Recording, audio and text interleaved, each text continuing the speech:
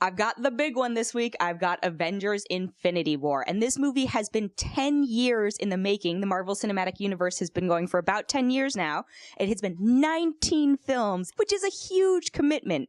So this film is obviously not for someone who has never seen a Marvel movie before. In fact, it is probably pretty helpful if you've seen all films in the lead up.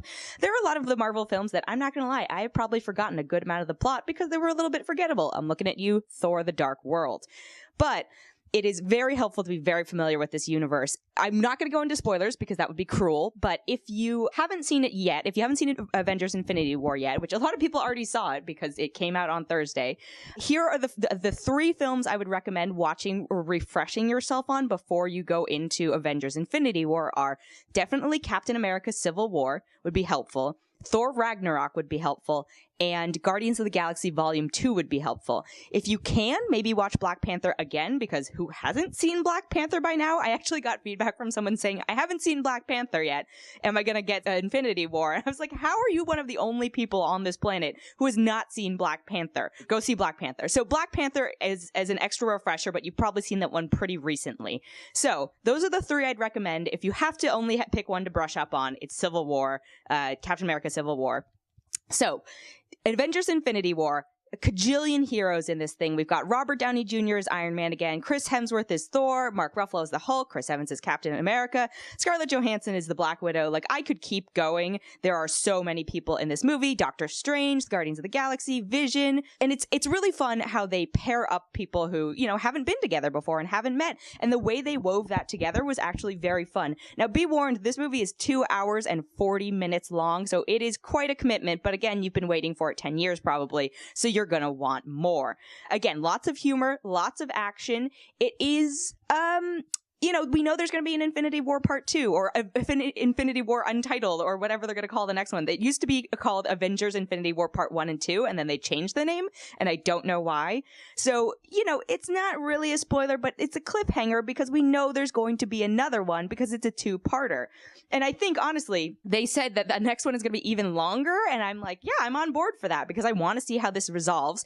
Tonally, there are definitely parts of this one that I don't think we'd expect from a Marvel movie. I wanted them to take more risks with it, but with a cajillion-dollar franchise, I understand why they didn't.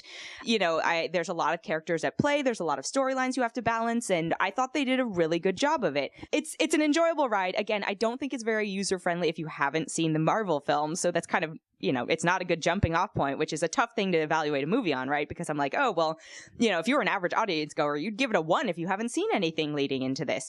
The actors are all great. I really appreciated seeing some of the characters we haven't seen in a while. I appreciated some of the characters who have recently been in the spotlight but don't have, you know, 3 or 4 films under their belt being brought to the forefront. You know, Black Panther, again, features heavily into this. That's why I'm recommending seeing it. Wakanda Forever, because it takes place in Wakanda. That's in the trailers. Again, not a spoiler. So overall, if you haven't seen a Marvel movie, this is not the one for you. Please don't go see this yet because you're going to be so confused and so probably turned off by it. There are a lot of like little critiques I have here and there, but overall I had a really enjoyable time. And again, I think most people who are Marvel fans are going to. There's a lot of stuff back and forth. Like I've read a lot of the Marvel comics, but I'm not super familiar with the Thanos storylines. So I know there are moments that are very much homage to the Thanos storylines in the comics. And then there are moments that, like, I don't know. Also, for me, I would just note my biggest complaint is that it's so hard to watch Josh Brolin's character, Thanos, who's the big purple guy in it, on screen because I don't love giant CG characters. I've talked about it before. Like, I hated Steppenwolf in Justice League because I was like, you're just a giant whatever. Thanos spends a lot of screen time on screen, and when he's in, like, broad daylight, he looks like a California Raisin, like, had sex with Grimace, and it is just and is, like, 9 feet tall, which I was like, this is a little off-putting. But then he's got, like, Josh Brolin's eyes in CG, and I was like, okay, you know, I don't know about this. And I will say also his kind of 4 horsemen or his, like, some of his lackeys look very video game-y in comparison to the CG of the rest of it. And I was like, I don't know what's going on here, but we could have done better in that department. But aside from that, again, really like the film. So I'm going to give it 4.5 out of 5. So I also this week finally saw Isle of Dogs, which I was really hesitant about because there are a lot of complaints, and rightfully so, about Orientalism in the film, and I think that's a separate kind of issue that I don't have enough time to go into right now, but I will probably later. But as it's a stop-motion film from Wes Anderson, and his last stop-motion film was Fantastic Mr. Fox, Wes Anderson has such a distinct style, and I'm a general fan. I know some people are super obsessed with Wes Anderson films, and I'm probably not one of those. I very much appreciate that he has a point of view. It's all, it's a Wes Anderson film when it's a Wes Anderson film. So it takes place in sort of future Japan. And it's stop motion, as I mentioned. And it's like all the dogs have been banished to this trash island by some weird cat-loving family cult thing. It's very bizarre, but I was like, all right, I'm going with it. And so one boy goes to rescue his dog from this island. And so it's interesting because the Japanese characters, which are humans, tend to speak just in Japanese without subtitles. There is a written plot device in where there's a narrator and a translator and all these other things. But I was like, it's an interesting kind of artistic decision to have these characters speak in their native language. The dogs all speak in a translated English.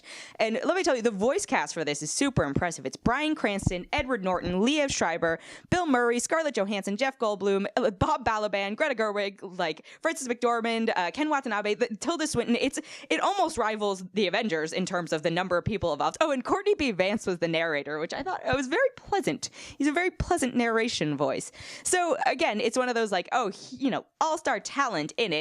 There are very funny moments. It's a kind of long film for what it is. It's an hour and 40 minutes, and there were a lot of bits that I think they could have cut. And there were a lot of bits I was like, these are the moments of kind of, I don't know if it's cultural appropriation or Orientalism, but I was like, this is unnecessary to the advancement of the plot of this story, and this is you just being like, look at the cool Japanese things we can show. So I really could have done without that.